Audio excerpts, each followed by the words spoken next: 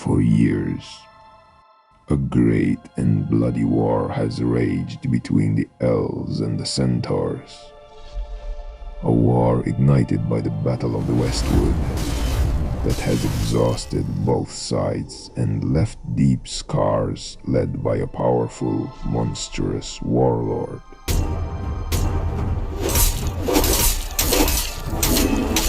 Gorgoth, the Bonebreaker.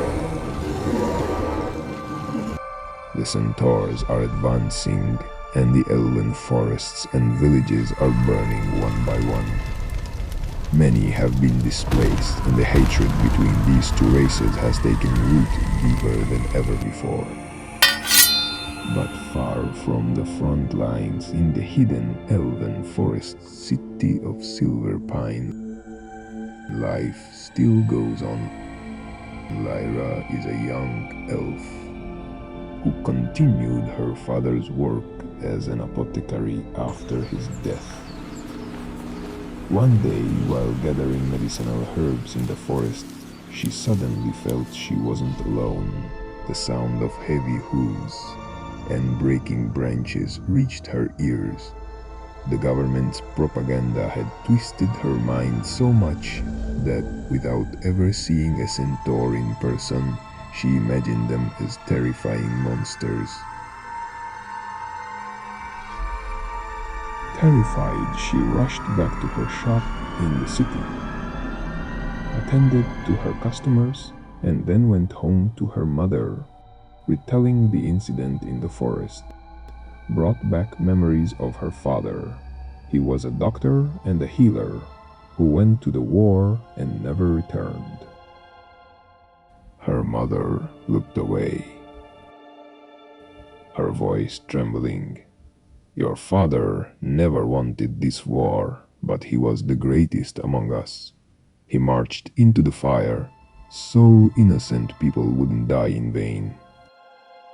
One day, the ceremonial guard knocked on their door, handing over only his bloody leather bag with a bird-shaped buckle. Since that dark day, to escape her heavy grief, she found refuge in painting, reading, and her own imagination. The next morning, curiosity and the need for herbs drew her back to the forest. But she noticed the plants she had marked yesterday were already picked. Nearby, she spotted heavy hoofprints. She followed them, wandering far from her usual path. Through the trees, she saw a creature bathing in a clear spring. She had never seen a centaur, only hearing of their wickedness from the city criers. She crept closer and saw he was a young, powerful centaur. It was Kale.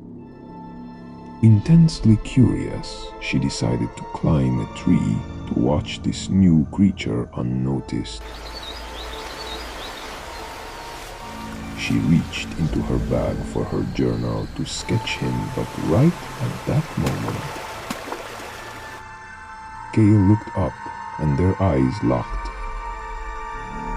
Overwhelmed by fear and panic, she lost her balance and fell into the spring with a loud splash. Shocked at first, Kale quickly reached out to help her out of the water. But the fears planted in her mind made her believe he was trying to kill her. Even though the spring was shallow, she thrashed around in sheer panic, nearly drowning herself, screaming and cursing. She managed to scramble out of the water and ran with all her might. Her desperate screams echoed through the trees and reached the ears of an elven wolf rider patrol. They charged in immediately. When they arrived, Kale, confused, shocked, and having left his weapons by the tree, surrendered without resistance. The soldiers chained him heavily and marched towards Silver Pine. Kale was thrown into the city's darkest coldest dungeon. On the way back, the cavalry commander, Forest Lord Vylin, fiercely interrogated Lyra. But that night, things grew much darker for the centaur.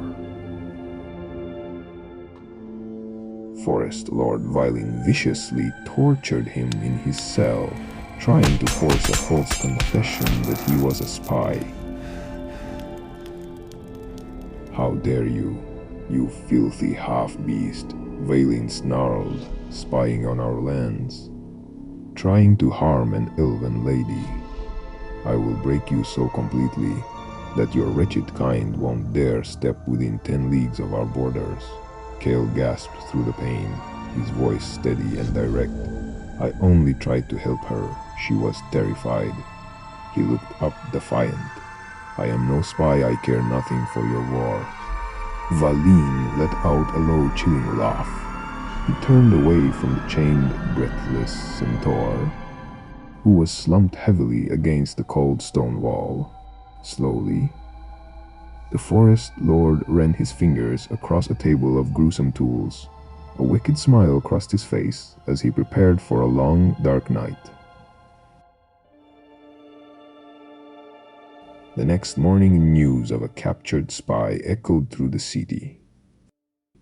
Forest Lord Vylin chained the wounded, bleeding centaur in the town square. Fueled by the bitterness of war, the angry mob threw tomatoes, garbage, and insults at him.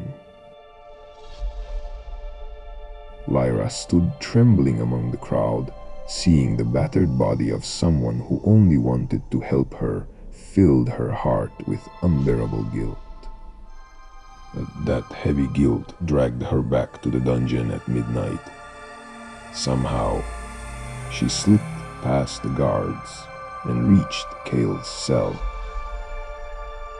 Seeing him in those heavy chains made her heart ache. Without realizing it, she was already falling for this young, strong centaur. She took out food and medicine, tenderly dressed his wounds, and in that darkness they talked for hours. "Why didn't you fight them?" Lyra whispered, her voice full of sorrow. Kale looked down at his chains. "If I fought back, I would just be the monster they think I am." It was as if they had forgotten they were in a dark prison. But this peace did not last. Suddenly, the shadows of 2 horned guards fell upon the wall, and the sound of heavy footsteps drew closer. Panic seized them both. Kale whispered, "Run." But Lyra bravely replied, "No, I will break your chains, and we will leave together." But it was too late. The corridor entrance had been left open, and the piercing sound of the alarm horn lasted through the prison. Now they were trapped in the dungeon hallway.